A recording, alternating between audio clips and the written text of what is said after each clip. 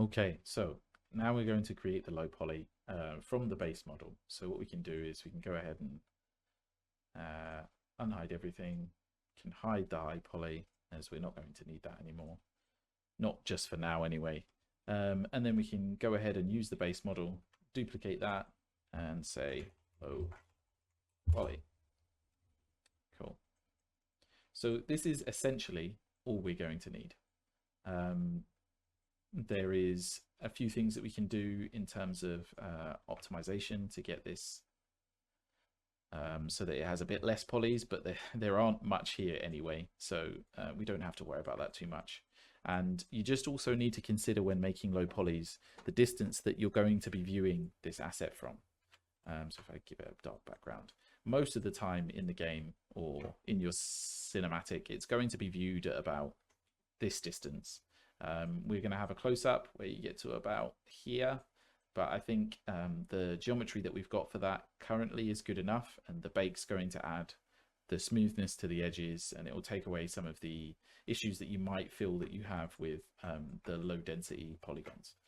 So this is pretty good for a game mesh. I mean, in most games, you could have a first person weapon. This sword could be held right in your hand and it will have at least a third less polygons than we have here. Most of the time, these wraps will be baked directly onto the handle.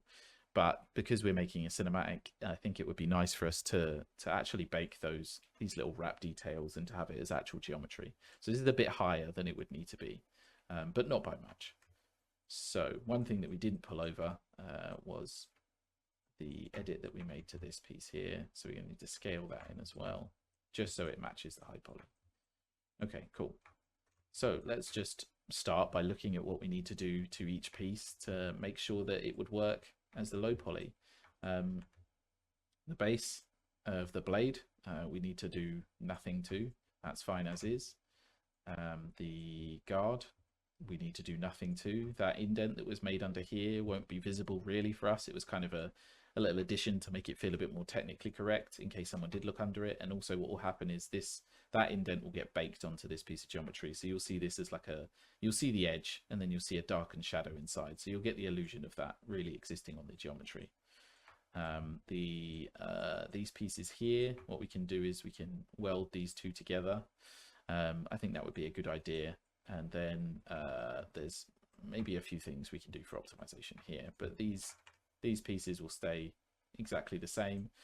One thing that you could do, because we'll never see it, is we could delete all of the inside faces, and I can show you by just selecting those quickly. And if we go to all, you never see those inside faces. So if we're looking to save here and save on texture space, that's something that could go too. So let's just delete those out for now. It'll make it easier to unwrap as well, because we won't have to worry about splitting those off.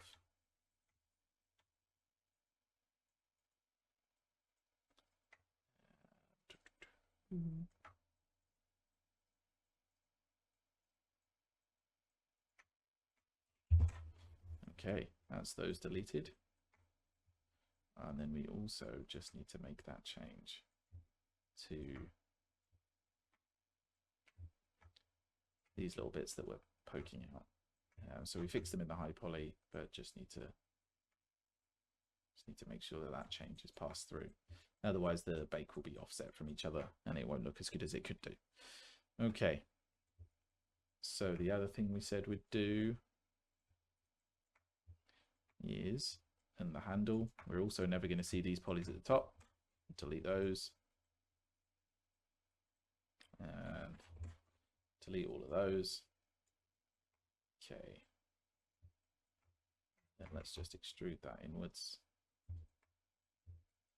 And let's bridge these two. So you can bridge using that there.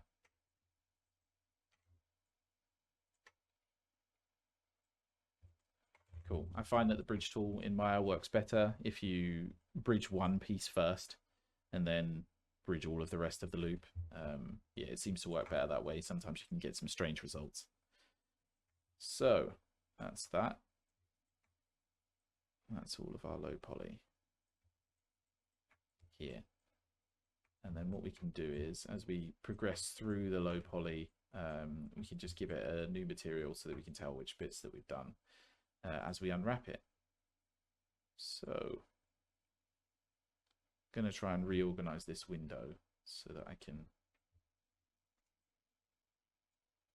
do this at the same time.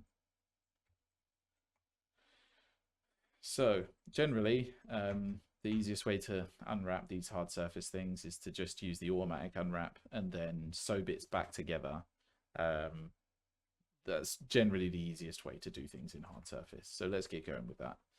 So just select the piece. We'll start at the blade, hit automatic unwrap, and then instantly we've got the two sides unwrapped exactly as we need them. We don't need to do anything more there.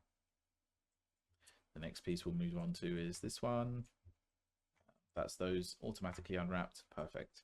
One thing that I will explain in games that's really good practice is whenever you've got a really sheer angle at like 90 degrees or just something quite harsh that you want to be a harder edge, then you're going to want to split your UVs off, and it will just allow for better bakes.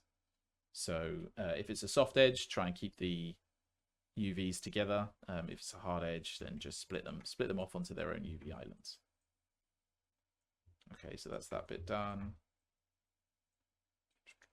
So finish that one, and let's get the wraps out now.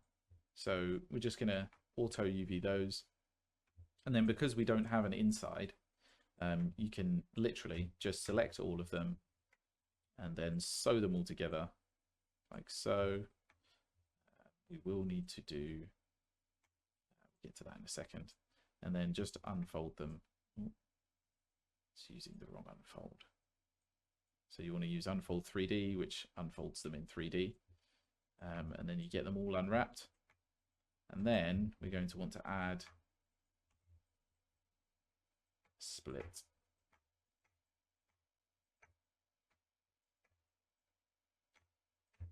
Into all of these and put it on a back face.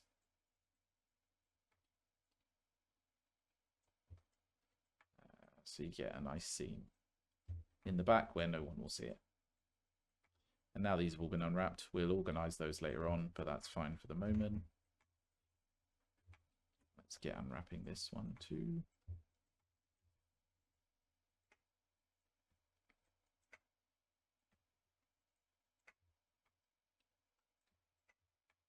And find out where that seam's gone. Hopefully it's somewhere around the back. It's not exactly where we want it, so let's add ours in. Let's sew that up on the other side. And then probably want to give that a bit of an unfold too. Perfect. And then we're going to do the same for these. Sew those together, then add the seam where we want the seam to be. Oh. Perfect. Okay, now that's that unwrapped. And then all we've got is the pummel to do.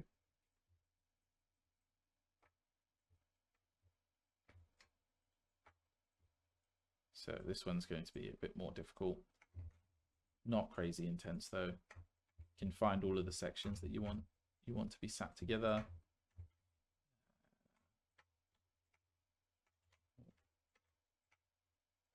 So this section at the bottom, we want to be its own island. I think most likely this face here, yeah, these have already been pulled out into their own islands. That's great.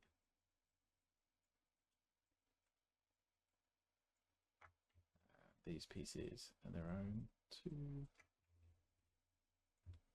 That's cool. Maybe let's hide that bit for now. These could probably sew together and then just split them here and here.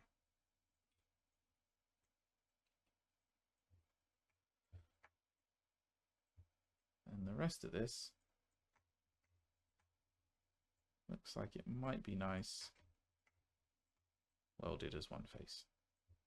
So because these angles aren't completely sheer and because we want them to have a nice smooth edge in there, it's probably a good idea to keep them together.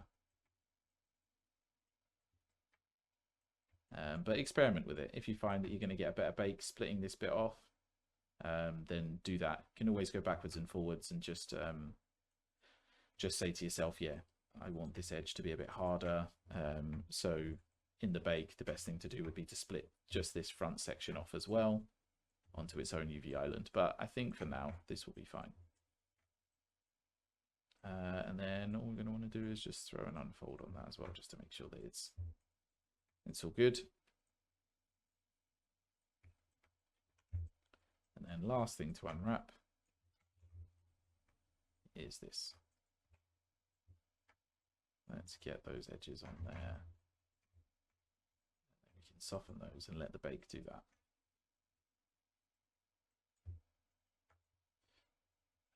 Then the rest of it, oh, yeah, the rest of it we can leave as is. Perfect. So now what we want to do is just select it all together. As you can see, it's all overlaid over each other. Orient the shells so that they are straight and a bit more organized, and it will mean that the layout tool will be able to work out the optimal layout a little bit better. And then we just go to modify layout, set the packing resolution to 2K. You can set it to 4K if you'd like. Give it 3 packing iterations so it will run through the pack a few times. Let it rotate them. Yeah, through 90 degrees is fine. Shell pre-scaling, so this will preserve it will make the UVs the same size as the geometry is in relation to each other. So you should get perfect textile density within the mesh. So you won't have the blade with a higher textile density than the pummel will be. So all of the texture should be the detail in the texture at least should be quite uniform across the mesh. So you want to have that ticked on. And then texture map size at 4K. And then you want to add some shell padding just so that there's some space in between the geometry. If they're too close to each other, the normal map will sometimes bleed over into other places. And then also when the textures get mipped in Unreal Engine, they'll all start to bleed into each other, and that's not what you want. So yeah, I don't know, add maybe about 5, then 5 from each edge. 4096 is quite large, so maybe we could go for 10. But after you've done the pack, you can have a look. So then all you need to do is hit apply and then wait for it to run that 3 times.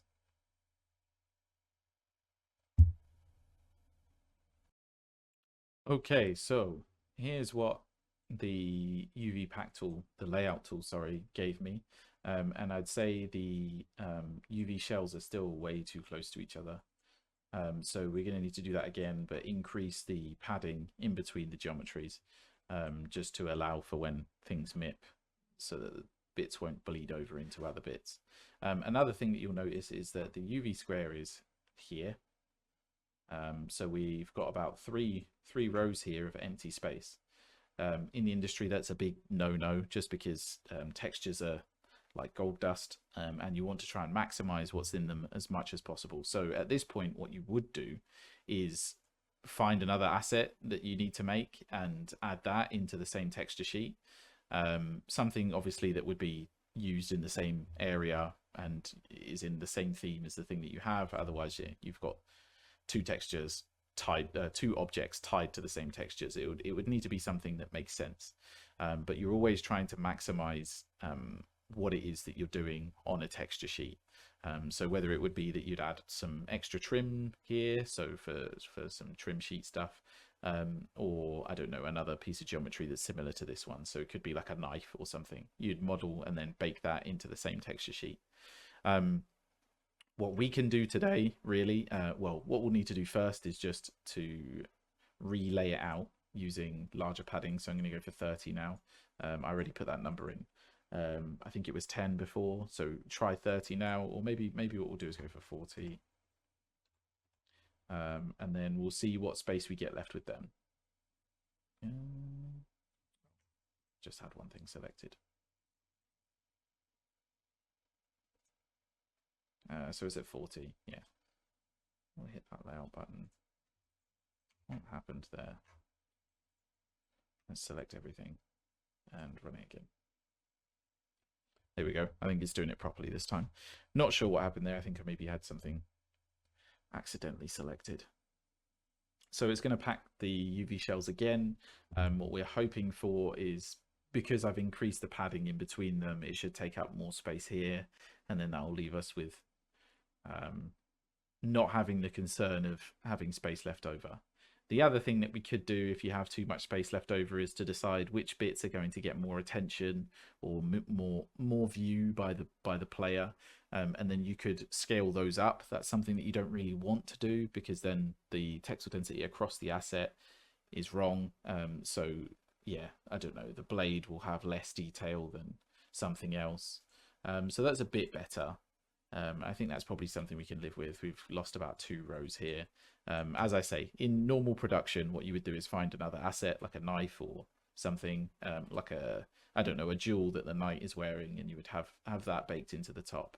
But for considering we're going to bake these out at 4K, I think it'll be fine leaving it as is.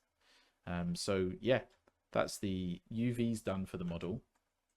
What I will do at this point is to give it another material, so give it something that's quite obvious. Let's give it a red and make it a little bit shiny. Okay, and then if we unhide, so hide that base model, then we unhide the high poly, which is here. Just have a look at it, make sure that everything in the high poly lines up with things in the low poly, and you'll know that because they'll start peeking through each other and Z fighting, and that's what you want. You want it to have a little bit of Z fight, because that means that the model's really close to the other one. So maybe we want to just expand some of these pieces a little bit. And then yeah, so this piece here needs this angle pushing it a little bit better, so it matches. There we go. Okay, this stuff's all Z fighting pretty well, so that's what we want. Yeah, that's all Z fighting pretty well. So I think we've got our high poly and our low poly, and I think it's worked out pretty well. So let's save quickly, and then what we need to do now is, this is a process that you need to go through just for setting it up to bake in Substance Painter. And before, what you used to have to do, which was a massive pain, so if I just show the low poly, to stop things baking onto each other. So if I was to just bake it like this, you'd have some weird things where the handle would maybe start projecting its bake onto the guard here, and yeah, it just wouldn't be great. You'd get some of the blade projecting onto here. So what you used to have to do before was explode bake, which just meant you'd have to move all of the bits that you wanted to bake separately away from each other, and then bake it and then recompose them. But what we can do now in Substance Painter is just name everything correctly. So in the low poly, I'll hide that because it's confusing me. In the low poly, you just want to put underscore low after everything that you've got. Let's try and tidy up that naming convention.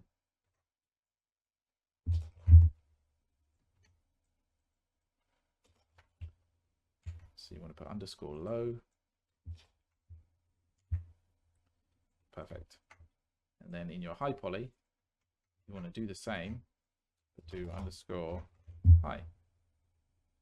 It's that simple.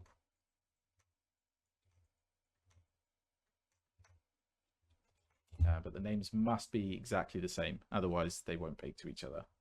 And then all we're going to do now is export it. So in Maya, it gives you the option when you export some geometry to, let me just find an appropriate folder. Let's make a new folder called Sword Geo. And we want to call this sword underscore high. And it's an FBX, and what you want to do is turn on smooth mesh, and what it will do is it will export the smooth preview that you've got on into geometry. So the geometry will come out with a turbo smooth or a smooth modifier on top of it, and it will be high density. And that means that you don't ever have to do it in the scene. Otherwise, what you'd need to do is create a duplication of the high poly and then smooth that, just in case you wanted to make changes later. Otherwise, you'll be locked to the really high density mesh, which is what you don't want. So yeah, let's export that. That's exported out, and then we want to do the same.